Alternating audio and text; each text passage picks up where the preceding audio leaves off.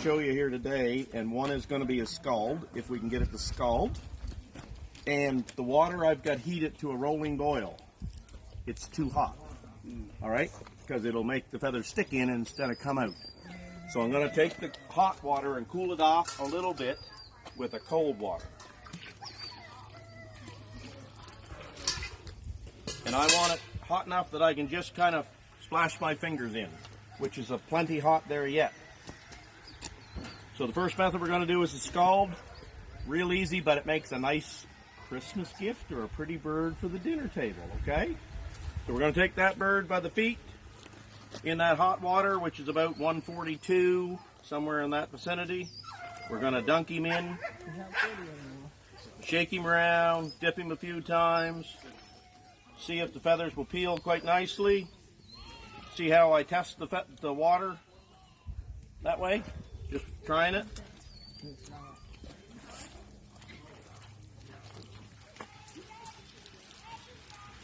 And the hardest feathers to come out would be the wing feathers. So if they'll come first, you know you're on. So I just take it and I run it. Oops, that's what you're not supposed to do, is tear the skin. We may do another one here, so it looks a little prettier than that. The water was plenty hot. Now if you take and you kind of wring your hands, a lot of those feathers will come out. Like I say, those wing feathers are the hardest ones, so if they come out, the rest of the bird is ready.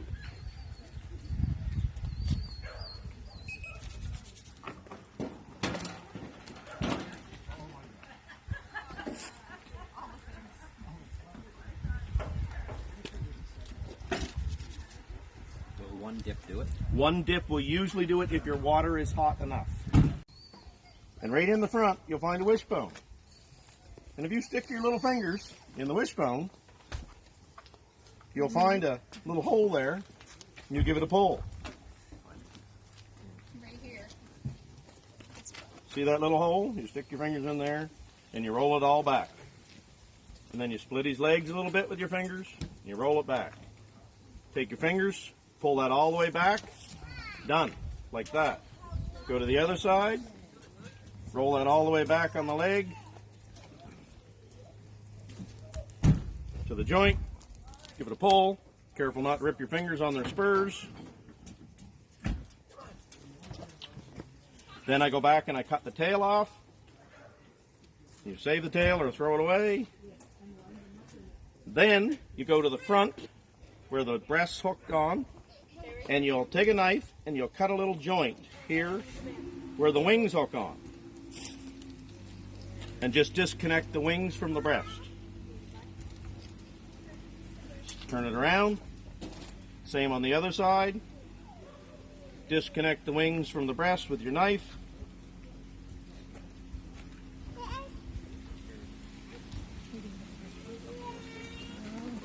Then they're disconnected. So I go to the back. I start the skin again. As you can see, these birds are very fat.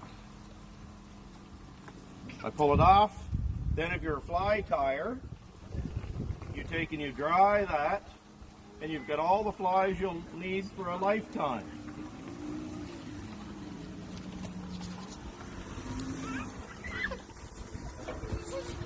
Cut the neck off.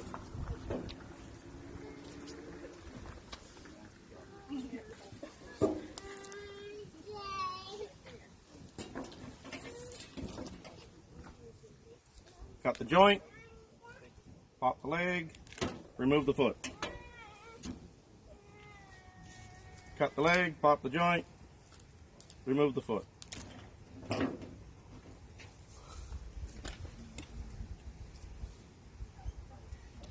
So the main difference is between the two methods, other than one's a lot quicker than the other, is that this bird doesn't have its skin on to baste itself. So if you're going to roast it this way, we would put a couple strips of bacon on it and roast it and be done. I'll take the innards out of this one the same way as the other. It's just easier to do the innards this one because you can see what you're doing. So there's your gizzard, there's your liver, remove the gallbladder. Your liver is saved for your fancy pate to impress your friends. your heart. Go back in and take your lungs off.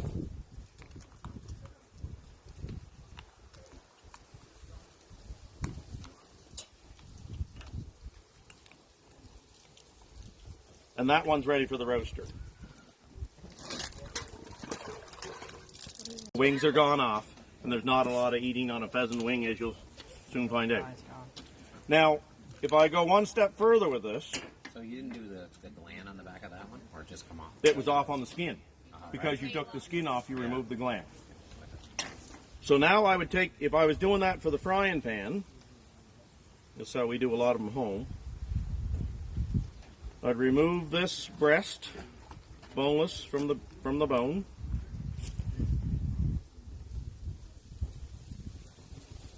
Just lightly remove it,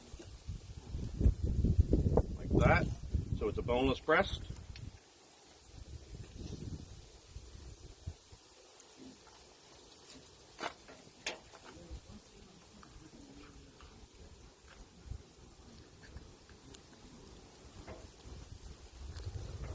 And another boneless breast. So I would soak those, take the bloodshot out, and soak them, sometimes overnight, salt water. But as you can see, you've removed basically all the meat there was on that breast, right? Now some people save that, boil it, and make their stock for their soup. Or your chili. So I'm going to show you what I like to stir fry. I take those thighs and remove them at that joint, and take this knife and I remove that thigh bone,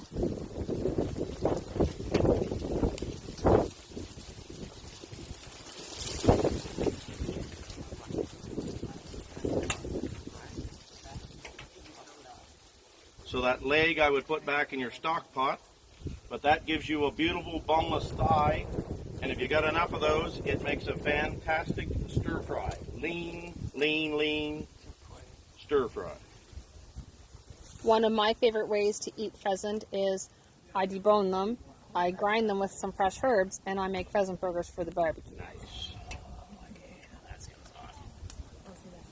So I'm going to one-up Kim on this one. I take those breasts, and they're all boned out, as you can see, and I take a rolling pin or a mallet and I pound them out flat so they're a little bigger than they are there. Then we get a Digby scallop or two. We put the Digby scallop in the middle and very fine asparagus inside. Saute my onions and garlic and asparagus all inside. I roll that around my Digby scallop, and I take 2 strips of home smoked bacon, and I pin it there, and then I saute that in the pan. And he wonders why I'm moving in. And if you deglaze your pan right at the end with a little bit of Crown Royal or red wine, or whatever you're choosing, it really puts a nice caramel finish right on them just before you serve them with garlic, mashed potatoes, and string beans. And just for those of you, just because we are videoing this, the alcohol does cook out of that Crown Royal and the wine before you serve it to your youth. That's right. It's all good. Anyway, guys, any questions?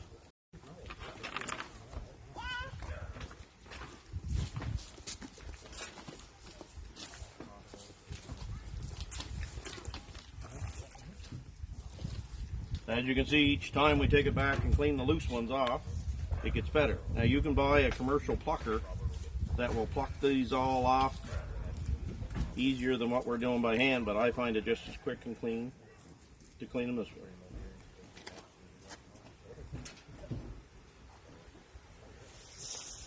So after you get the feathers all out,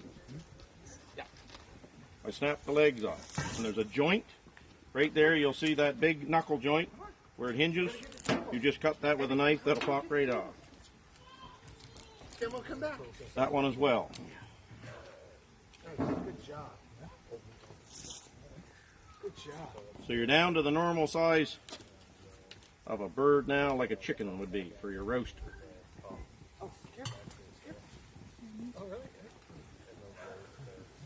Now, for that oil gland, if you take your knife and go on the back side of that oil gland and go deep under it, you'll remove that oil gland right off the tail. So you won't be cooking an oily bird. Then I come back to the vent on the back, so we call the back end the vent.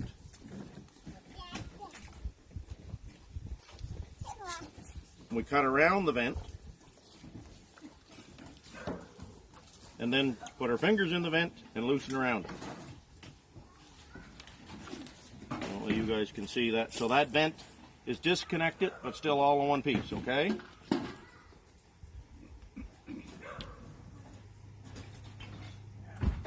Then we put our fingers in, and we reach for the gizzard. So when we reach the gizzard, we know we're in far enough. We pull the gizzard out, and you're all intact in one piece. So no breakage, no spillage, no fecal. Then we go back in, we get the liver. And a lot of people utilize the liver for a pate. And on the liver, you'll find a little gallbladder. Don't eat it. Very bitter. So there's your liver. Then you go back in, and you're going to reach for the heart. And there's the best part of the pheasant. No, I'm just kidding, but it's absolutely delicious. Rolled in flour, salt and pepper, fried in a little bacon grease. Then go back in, and you'll feel the lungs against the bird's backbone. And you're going to pull out little bits of lung. You want them whole, but they don't always come whole because they're adhered right to the ribs. And there's your lung coming out, okay? And in the front, sometimes you'll find a crop that holds the food along with the windpipe. So if you open that from the front and pull it out, that's out. And then I cut the neck off up close to the body.